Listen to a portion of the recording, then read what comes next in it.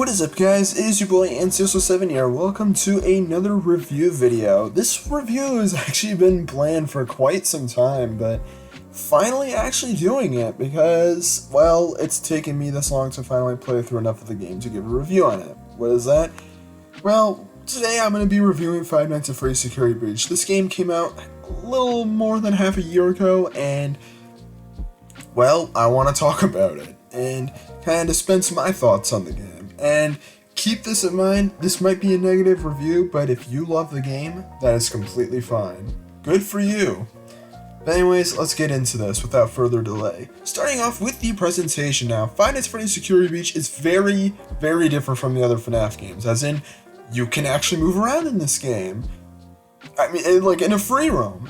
Yes, this is the very first official free roam game in the series. Technically, there were fan games before this that were free roam, but this is the first official one, and it is definitely very different than that of the other games. But honestly, it's not a bad thing. I mean, everyone wanted a free roam FNAF game. Side note, remember when everyone thought FNAF 3 was going to be a free roam game? The old days. But back to Security Breach. It is actually quite an interesting premise, as again, none of the other games were like that, so it does provide something new. Well, not necessarily everyone will like it, I still think it's good. And regarding the performance and the visuals of the game, I think it looks pretty good for the most part. I will admit though that the game does kind of look a little, I don't know how to describe it the best way. Non-Five Nights at Freddy's?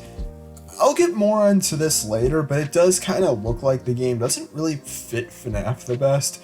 I mean, I always thought Five Nights at Freddy's was supposed to be more about the scares as opposed to, like, I don't know, these bright lights and all that jazz and all these, like, colors and whatnot. I don't know. It just doesn't work the right way, but hey, it looks fine in its own way. And I will say that some of the animations in the game are actually quite good. Though it definitely doesn't look the best sometimes, as there are a few bugs that you can notice in some places where there's various visual glitches and whatnot.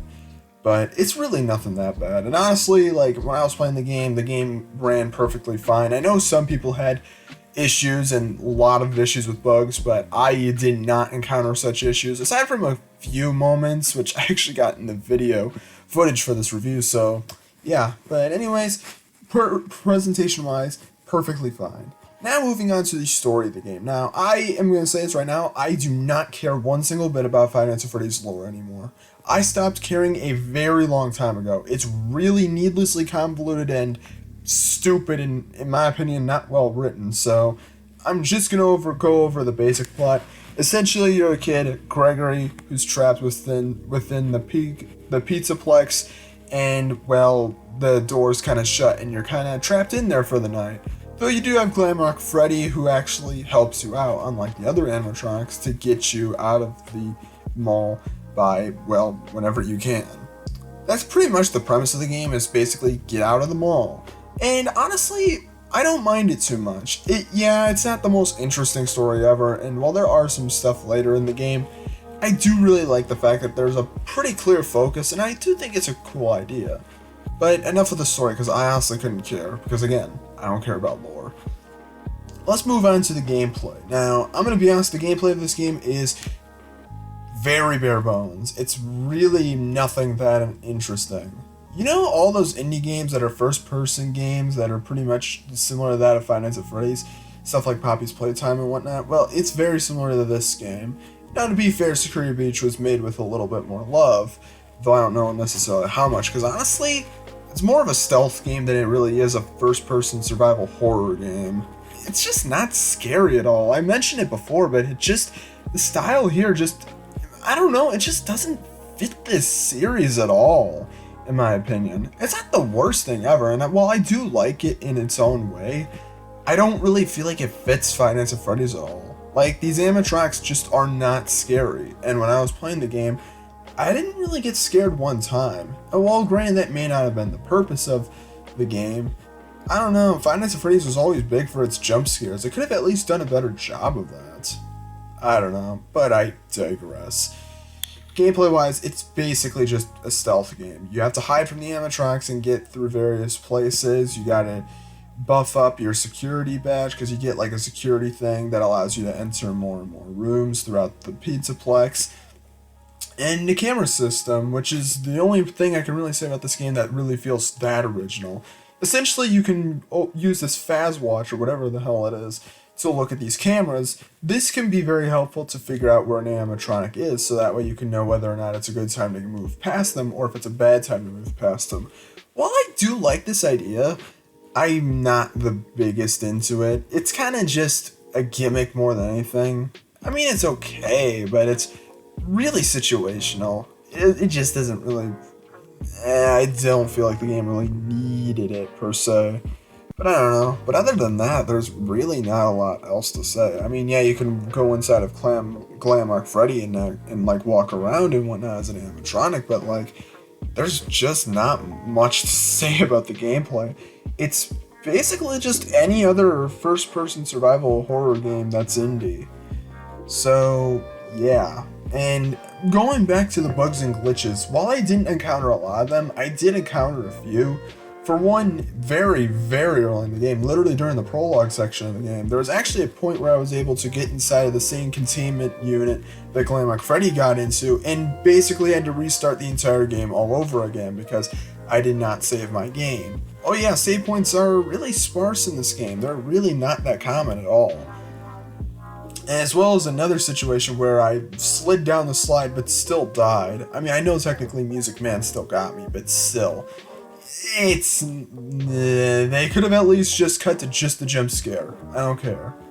But honestly, I know a lot of people complain about this at launch, but me playing it, I didn't really notice it that much. It wasn't bad enough. It's nothing like Cyberpunk.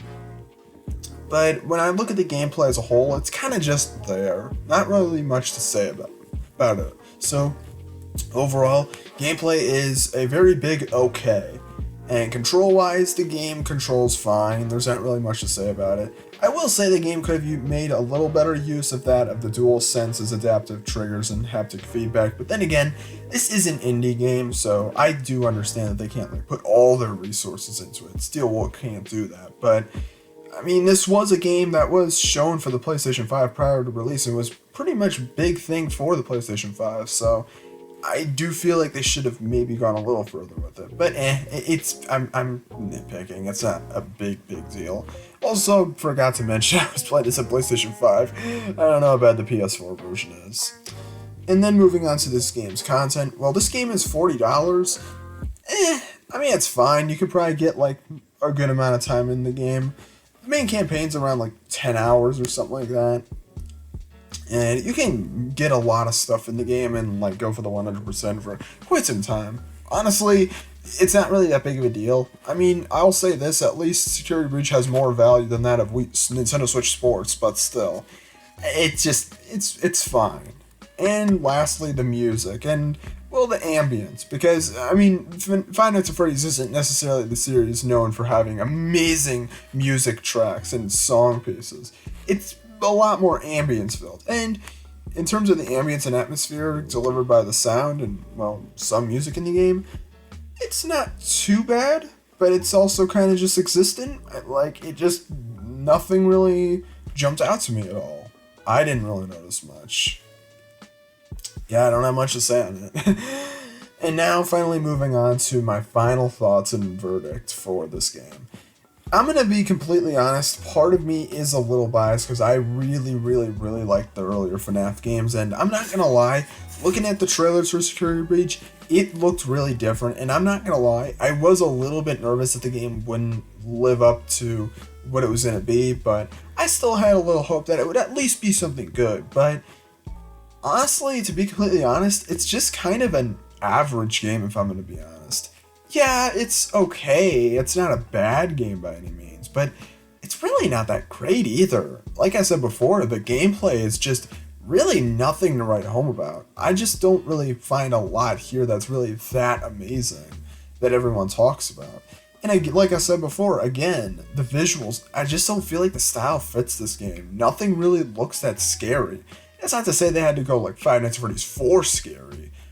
God no, I don't really feel like they need to, considering FNAF 4 is my least favorite FNAF game, but I just don't feel like the style fits. It feels more like something I would see in Luigi's Mansion, which is kind of a similar comparison I can deliver, because Security Breach, similar to that of Luigi's Mansion Dark Moon and Luigi's Mansion 3, deviated from the original style from the previous games, as in the first Luigi's Mansion game. Dark Moon and Luigi's Mansion 3 went for a much more cartoony style, as opposed to the dark style of that of the original game.